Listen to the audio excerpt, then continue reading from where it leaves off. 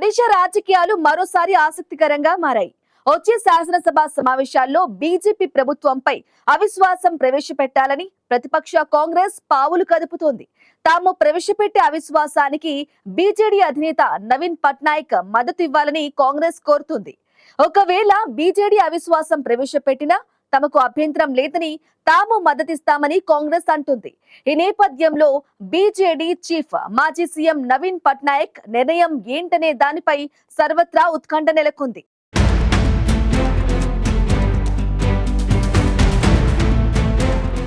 ఒడిశా రాజకీయాలు ఆసక్తికరంగా మారాయి. ఒడిశాలోని మోహన్ చరణ్ మాజీ ప్రభుత్వాన్ని ఇరకాటంలో పెట్టాలని భావిస్తోంది కాంగ్రెస్. వ్యూహంలో బీజేడీ చిక్కుకుందా అంటే అవుననే సమాధానం వినిపిస్తోంది. ఈ నెల 18 నుంచి ఒడిశా అసెంబ్లీ సమావేశాలు ప్రారంభం కానున్నాయి. ఈ నేపథ్యంలో ఈ సమావేశాల్లో ప్రభుత్వంపై అవిశ్వాసం ప్రవేశపెట్టడానికి కాంగ్రెస్ పావులు కదుపుతోంది. అంతేకాదు, తాము ప్రవేశపెట్టే తీర్మానానికి మద్దతుగా నిలవాలని బీజేడీని కోరింది కాంగ్రెస్. ఇదే ఇప్పుడు నవీన్ పట్నాయక్ కు పెద్ద చిక్కుముడిగా మారింది. కాంగ్రెస్ ప్రతిపాదన విషయంలో నవీన్ పట్నాయక్ నిర్ణయం ఏంటనే దానిపై ఆసక్తి నెలకొంది. ఒకవేళ విపక్షంలో ఉన్న బీజేడీ అవిశ్వాసం పెడితే తాము మద్దతిస్తామని కాంగ్రెస్ పెద్దలు నవీన్ కు మరో అవకాశం ఇచ్చారు. వాస్తవానికి కాంగ్రెస్ బీజేడీ కలిసి అవిశ్వాసం ప్రవేశపెట్టినా మోహన్ చరణ్ మాజీ ప్రభుత్వానికి ఎలాంటి ఇబ్బంది ఉండదు. బీజేపీకి అసెంబ్లీలో పూర్తి స్థాయిలో సంఖ్యాబలం ఉంది. ప్రస్తుతం ఒడిశా అసెంబ్లీలో బీజేపీకి 78 మంది శాసనసభ్యులు, బీజేడీకి 50 మంది, కాంగ్రెస్ కు 14 మంది, సిపిఐకు 1 శాసనసభ్యుల బలం ఉంది. మరో 3 స్వతంత్రులు కాగా 1 స్థానం ఖాళీగా ఉంది. మోహన్ సర్కార్ను వ్యతిరేకించి అవిశ్వాసం తీసుకురావాలంటే కనీసం 15 మంది సభ్యుల సంఖ్యాబలం ఉండాలి. సిపిఐ కాంగ్రెస్ కు మద్దతిస్తున్నందున అవిశ్వాస తీర్మానం ప్రవేశపెట్టడానికి ఇబ్బంది ఉండదు. ఈ పరిస్థితిలో కాంగ్రెస్ అవిశ్వాస తీర్మానం ప్రవేశపెడితే బీజేడీ మద్దతిస్తుందా లేదా అన్నది ఆసక్తికరంగా మారింది. ఎందుకంటే బీజేడీ మధ్య లోపాయికారి బంధం ఉందని కాంగ్రెస్ అంటోంది. అందుకే బీజేడీని ఇరుకున పెట్టే ఉద్దేశంతోనే కాంగ్రెస్ అవిశ్వాసం ప్రవేశపెట్టే ప్రయత్నం చేస్తోందని పరిశీలకులు అంటున్నారు. ఈ నేపథ్యంలో విపక్ష నేత నవీన్ పట్నాయక్ ఎలాంటి నిర్ణయం తీసుకుంటారన్నది ఇప్పుడు రాజకీయ వర్గాల్లోనే కాదు, రాష్ట్ర ప్రజల్లోనూ ఆసక్తిని రేకెత్తిస్తోంది.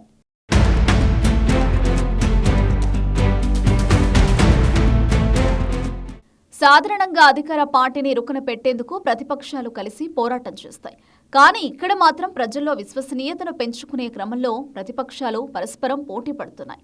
ఇలాంటి పరిణామాలతో ఒడిశా రాజకీయాలు ఆసక్తికరంగా మారాయి. ఒడిశాలోని బీజేపీ ప్రభుత్వంపై అవిశ్వాస తీర్మానం ఎవరు తెస్తారన్న దానిపై ఇప్పుడు పెద్ద చర్చ జరుగుతోంది. కాంగ్రెస్ సంధించిన పద్మ వ్యూహంలో చిక్కుకున్న బీజేడీ విలవిల్లాడుతోంది. ఈ పరిస్థితిలో బీజేడీకి అగ్ని పరీక్షగా మారాయని రాజకీయ విశ్లేషకులంటున్నారు. నిజానికి ప్రభుత్వ వైఫల్యాలను ఎండగట్టడంలో ప్రధాన విపక్షం బీజేడీ కంటే కాంగ్రెస్ ముందంజలో ఉందంటే అతిశయోక్తి లేదు. అంతేకాదు, ఒడిశాలోనే ఇటీవలి కాలంలో కాంగ్రెస్ జోరు పెంచింది. బీజేపీ ప్రభుత్వం శాంతి భద్రతల పరిరక్షణలో విఫలమైందని ఆరోపణలు చేస్తూ కాంగ్రెస్ పెద్దలు అవిశ్వాస తీర్మానం అనే అస్త్రం తెరపైకి తెచ్చారు. అంతేకాదు, ప్రభుత్వంపై తాము ప్రవేశపెట్టే అవిశ్వాస తీర్మానానికి మీరు మద్దతిస్తారా లేదా చెప్పండని బీజేడీని కాంగ్రెస్ నేతలు నిలదీస్తున్నారు. ప్రధాన ప్రతిపక్షం హోదాలో బీజేడీ అవిశ్వాస తీర్మానాన్ని ప్రవేశపెడితే తాము మద్దతిస్తామని కాంగ్రెస్ నేతలు చెబుతుండటంతో ఎటు చూసినా తలనొప్పి బీజేడీకే.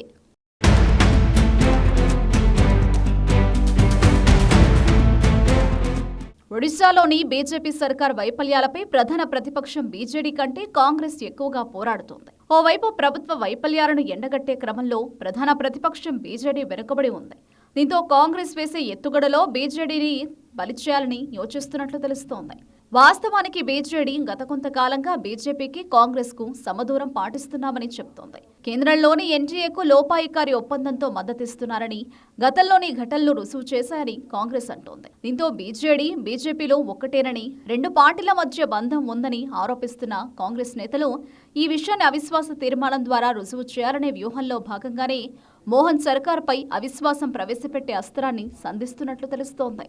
ఒడిశాలో విపక్ష కాంగ్రెస్ పెద్ద ప్లానే వేసింది. విపక్షాలు అవిశ్వాస తీర్మానం ప్రవేశపెడితే బీజేపీ సర్కార్ అందులో నెగ్గుతుందా లేక ఓడుతుందా అన్న విషయం పక్కన పెడితే బీజేడీ నిజస్వరూపం బయటపడుతుందనేది కాంగ్రెస్ వ్యూహం. ప్రస్తుతం ప్రధాన ప్రతిపక్షంగా ఉన్న బీజేడీ దాని బాధ్యతను సక్రమంగా నెరవేరుస్తుందా లేదా అన్నది తేటతెల్లం చేయాలని కాంగ్రెస్ భావిస్తోంది. తాము ప్రవేశపెట్టే అవిశ్వాసానికి మద్దతిస్తే బీజేడీ తన ప్రతిపక్ష పాత్ర పోషిస్తోందని, ఒకవేళ ఇవ్వని పక్షంలో బీజేడీ బీజేపీలు ఒకటేనని తేలిపోతుందని కాంగ్రెస్ పెద్దల వ్యూహం.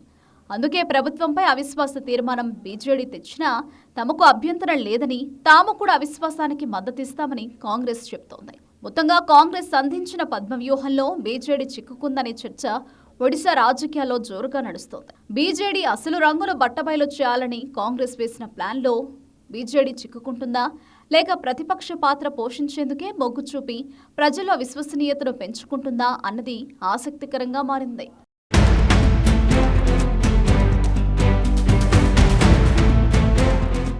ఒడిశాలో బీజేపీ బీజేడీల బంధాన్ని బట్టబయలు చేయాలన్న ఆలోచనతోనే కాంగ్రెస్ అవిశ్వాస తీర్మానాన్ని తెరపైకి తెచ్చినట్లు తెలుస్తోంది.